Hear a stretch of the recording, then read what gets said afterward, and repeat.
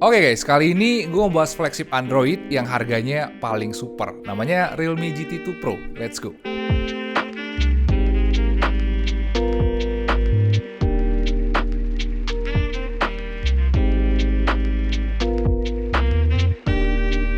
Oke, Realme GT2 Pro. Ini Realme GT ketiga yang masuk ke Indonesia dan ini bisa dibilang yang paling seru guys. Soalnya ini versi flagship atau versi yang paling tingginya. Gue juga tertarik cobain HP ini soalnya speknya bagus banget guys. Bahkan untuk smartphone Android, ini udah masuk kelas yang super. Tapi walaupun speknya super, ternyata harga HP ini nggak super sama sekali guys. Bahkan dibandingkan dengan HP-HP yang speknya mirip, ini harganya jauh banget di bawahnya. Oke, gue sendiri udah pakai HP ini selama semingguan guys, dan setelah cobain sana sini, bisa dibilang ada beberapa alasan kenapa HP ini masuk ke kategori yang super. Alasan yang pertama adalah karena layarnya bagus, bahkan bisa dibilang ini salah satu yang terbaik di antara smartphone Android yang ada sekarang. Nah, walaupun tampilannya itu masih sama dengan Realme GT yang lain, tapi ini kualitasnya jauh di atasnya guys. Soalnya dia udah pakai teknologi AMOLED yang paling canggih, yaitu LTPO 2.0 AMOLED. Terus ketajaman layarnya, kecerahan, dan responnya juga jauh lebih tinggi guys, yang ngebuat ini jadi salah satu HP Android dengan spek layar paling mewah untuk sekarang. Dan kemampuan menghemat dayanya juga lebih gila lagi guys. Perpindahan refresh rate-nya itu super cepet, bahkan dia bisa pindah dari 120 Hz ke 1 Hz dalam waktu kurang dari 1 detik. Itu cepet banget loh. Dan ternyata nggak cuma refresh rate-nya doang yang bisa berubah-ubah, tapi resolusi layarnya juga bisa berubah-ubah otomatis dari 2K ke Full HD atau sebaliknya, menyesuaikan dengan konten yang lagi kita tampilin. Bisa gue bilang ini layar smartphone Android yang paling seru yang gue review tahun ini guys. Soalnya nggak cuma speknya doang yang tinggi, tapi pengaplikasian teknologinya juga maksimal banget. Selama seminggu pakai, bisa gue bilang kualitas layarnya memuaskan. Soalnya ini warnanya enak untuk nonton-nonton, gambarnya tajam, gerakan gambarnya smooth, dan juga kemampuan menghemat dayanya juga udah mantap. Itu lumayan banget loh guys, karena itu ngebuat baterainya jadi terasa lebih awet dibandingkan dengan flagship Android lain yang pernah gue review. Terus alasan kedua kenapa HP ini super adalah spesifikasi internalnya kuat banget guys. Walaupun ini harganya lebih murah dari yang lain, tapi untuk tenaga, gue rasa ini bisalah diadu dengan HP Android yang paling mahal sekalipun. Bisa dibilang ini salah satu smartphone Android yang speknya paling maksimal untuk tahun 2022. HP ini udah pakai RAM yang besar di 12GB dengan dynamic RAM expansion up to 7GB.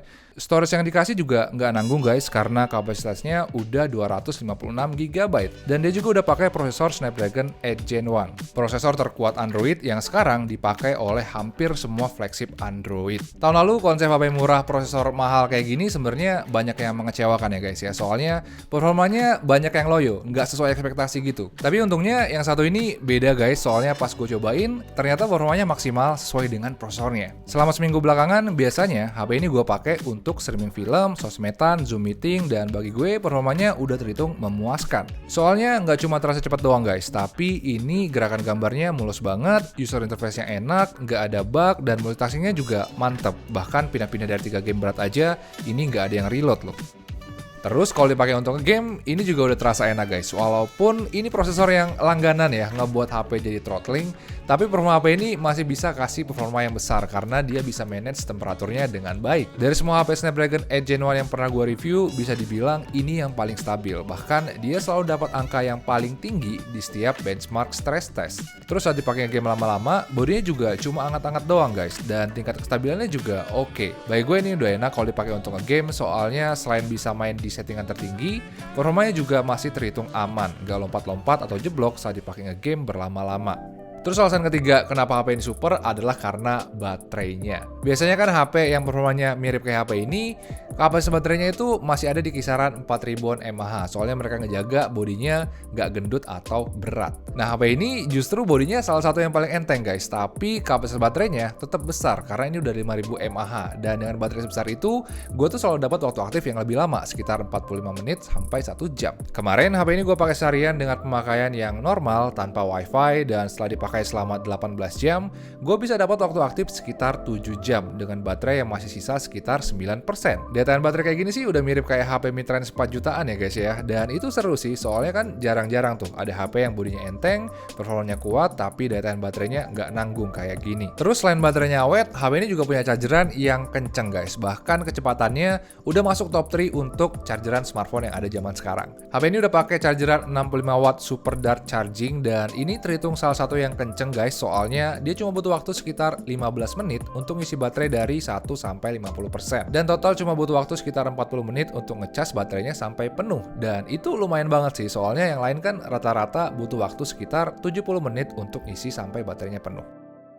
Terus alasan keempat kenapa HP ini super adalah dari kamera utamanya. Biasanya tipe-tipe HP spek super harga terjangkau kayak gini, kelemahannya pasti di kamera guys. Mungkin mereka untuk nge-cut harga, gue juga kurang tahu gimana, tapi biasanya spek kameranya itu agak nanggung. Nah kalau HP ini ternyata lumayan beda guys, soalnya kamera yang dibawa masih masuk kategori yang bagus. Sama kayak tren HP Android zaman sekarang, dia udah pakai kamera 50 megapiksel lengkap dengan OIS dan perekaman video 8K. Terus dia juga udah punya kamera ultrawide yang view-nya luas di 150 derajat dan punya kamera mikro untuk foto-foto benda-benda kecil. Dan dari foto yang gue ambil, HP ini emang kuat di foto malamnya ya guys ya. Soalnya foto malamnya itu tetap terang, jelas, dan warna-warnanya juga asik.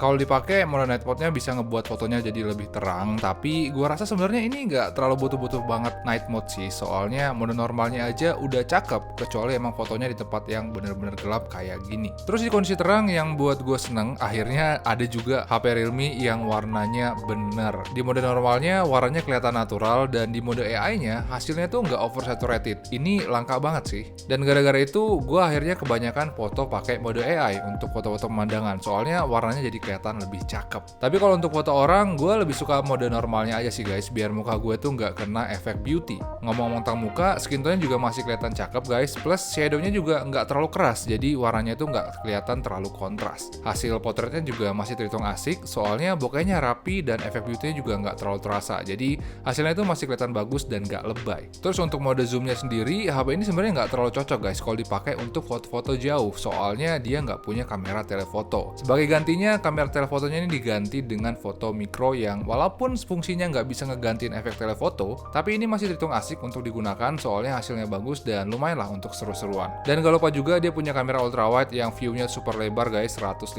derajat. Bahkan di HP ini ada mode kayak efek fisheye gitu guys yang terhitung asik, soalnya ini gue foto ngasal aja hasilnya kelihatan unik dan seru juga ternyata. Oh ya, untuk kamera depannya sendiri resolusinya 32 megapiksel dan menurut gue sih hasilnya biasa aja ya guys ya. Terus untuk videonya, HP ini bisa record sampai resolusi 8K guys, tapi tadi gue cobain yang 4K 30fps aja biar cocok dengan video kali ini. Yang gue suka dari HP ini, dia punya mic yang oke, jadi suara yang ditangkap oleh videonya itu masih kedengaran enak, dan warna-warnanya juga masih kelihatan bagus. Terus untuk kestabilannya, kalau di video still hasilnya juga masih stabil banget, tapi kalau dipakai untuk jalan-jalan, menurut gue sih hasilnya nggak terlalu stabil ya, tapi hasilnya masih terhitung oke sih. Nah kalau menurut kalian sendiri, gimana hasilnya guys? Langsung aja tulis pendapat kalian di kolom komentar di bawah.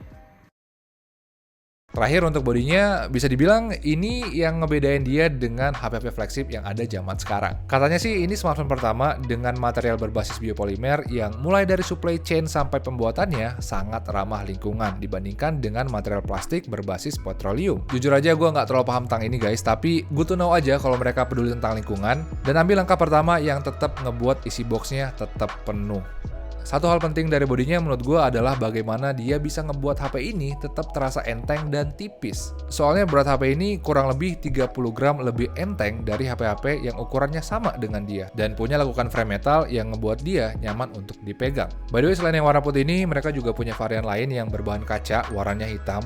Gue rasa ini bisa jadi alternatif sih kalau kalian nggak suka dengan HP berwarna putih kayak gini. Terus mungkin karena materialnya ini, HP ini jadi nggak bisa dipasangin IP rating dan juga wireless charging. Karena setahu gue untuk dapetin dua fitur itu, HP-HP itu harus pakai material kaca, metal, atau plastik tertentu. Tapi walaupun kayak gitu, HP ini punya fitur yang seru dan unik juga. Kayak dia punya haptic feedback yang bagus karena itu bisa ngebuat getaran HP ini jadi terasa enak. Dan dari yang gue baca-baca juga, ternyata HP ini bisa connect dengan NFC dari bagian manapun. Tapi gue belum nemu caranya gimana guys, soalnya NFC-nya baru ke-trigger kalau lewat belakang doang yang pas gue cobain. Dan bodi HP ini juga punya 12 antena di seluruh bodinya guys, yang secara teori ngebuat penangkapan sinyalnya jadi lebih aman aman. Soalnya pas dipegang kayak gini, antenanya nggak ketutupan oleh tangan semuanya. Oke, terakhir untuk harganya, Realme GT2 Pro ini cuma punya satu varian guys, yaitu varian 12GB 256GB yang harganya 9,99 juta. Tapi gue saranin belinya nunggu promo aja guys, karena harganya bisa turun sampai 500.000 dan itu lumayan banget. Gue rasa dengan harga segitu, HP ini jadi terasa seru ya, soalnya HP ini salah satunya HP yang speknya super tapi harganya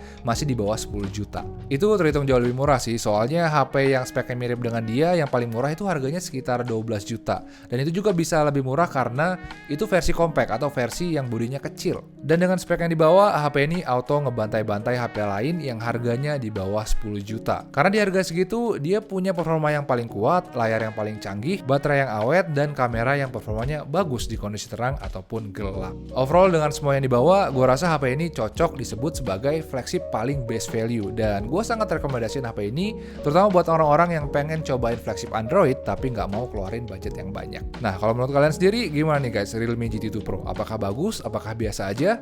Langsung aja tulis pendapat kalian di kolom komentar di bawah, biar kita bisa ngobrol-ngobrol dengan teman-teman yang lain. Jadi ya, mungkin segitu aja sedikit pendapat gue tentang Realme GT2 Pro. Kalau kalian suka dengan video ini, pencet like dan jangan lupa juga subscribe, biar kita bisa ngobrol gadget lagi di video gue yang berikutnya. Makasih udah nonton guys, ciao.